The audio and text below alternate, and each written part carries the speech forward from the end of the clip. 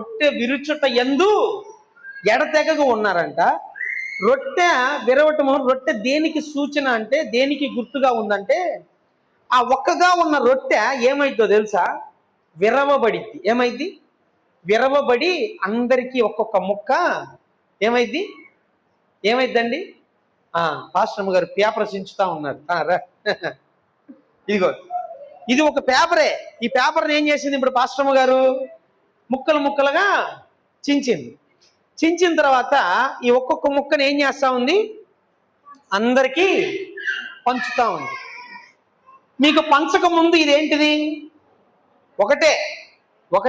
ఒకే రొట్టె, ఒకటే శరీరం, క్రీస్తు శరీరం. ఈ యొక్క రొట్టె క్రీస్తు శరీరానికి సాదృశ్యముగా ఉంది. అది విరవబడి అందరికీ ఇచ్చినప్పుడు, ఒక్కొక్క ముక్కని తుంచి ఇచ్చినప్పుడు అది షేర్ చేయబడింది. షేర్ చేయబడి తీసుకొని ఎవరింటికి వాళ్ళు వెళ్ళిపోతే అది రొట్టె విరవడం కాదు. అర్థమైందా? విరవబడిన ఆ రొట్టెను తీసుకున్న నీవు తిరిగి మరలా ఒక్కటిగా ఏంటి? క్రీస్తులో ఐక్యపరచబడటమే రొట్టె విరవడం. దేవునికి స్తోత్రం, హల్లెలూయా. రొట్టె విరుచుట యందు అంటే ఐక్యతకి సూచన. చాలా మంది రొట్టె విరుస్తారు. రొట్టె విరిచి ఆ తర్వాత ఎట్టోళ్ళట్టు వెళ్ళిపోతారు. మళ్ళీ ఇంకెప్పుడు కలవరు. ఎప్పుడు కలుగుతారు తెలుసా? మళ్ళీ రొట్టె విరిచేటప్పుడే కలుగుతారు.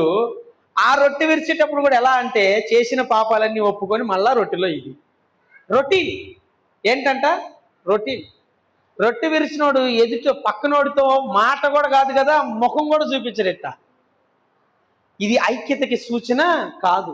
వాళ్ళందరట బోధయందు, సహవాసమునందు, రొట్టె విరుచుట యందును ఎడతెగక ఉన్నారంట.